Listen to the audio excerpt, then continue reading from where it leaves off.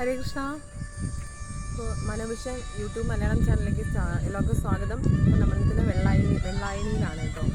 അപ്പോൾ വെള്ളായണിയിൽ ഇപ്പം നല്ല ബ്യൂട്ടിഫുൾ ആയിട്ടുള്ളൊരു അറ്റ്മോസ്ഫിയറാണിത്.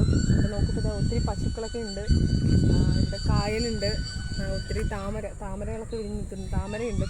അപ്പോൾ അങ്ങനെ നല്ലൊരു ബ്യൂട്ടിഫുൾ ആയിട്ടുള്ളൊരു അറ്റ്മോസ്ഫിയറിലാണ് നിൽക്കുന്നത്, ഒത്തിരി മരങ്ങളും ഒക്കെ ആയിട്ട്. അപ്പോൾ ഒരു ചേമ്പല കണ്ടപ്പോൾ എനിക്ക് ഭഗവാന്റെ ഒരു ഗീതയിലെ ഒരു ഭാഗം ഭഗവാൻ പറയുന്ന ഒരിത് പറയണം തോന്നി.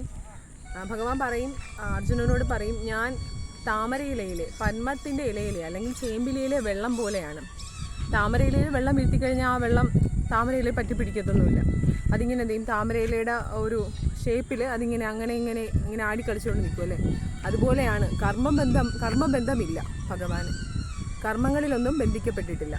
അതുപോലെയാണ് ഭഗവാന്റെ ഭക്തരും, അവരും കർമ്മങ്ങളിലൊന്നും ബന്ധിക്കപ്പെടുന്നില്ല. അവർ എല്ലാ കർമ്മങ്ങളും ഭഗവാനിൽ അർപ്പിച്ച് ചെയ്യുന്നു. അതാണ് ഭഗവാൻ പറയുന്നത്. ഭഗവാൻ താമരയിലയിലെ വെള്ളം പോലെയാണ്. ഭഗവാന് കർമ്മബന്ധങ്ങളൊന്നും തന്നെ ഇല്ല. സർവം ശ്രീകൃഷ്ണാർപ്പണമസ്തു. നമസ്കാരം.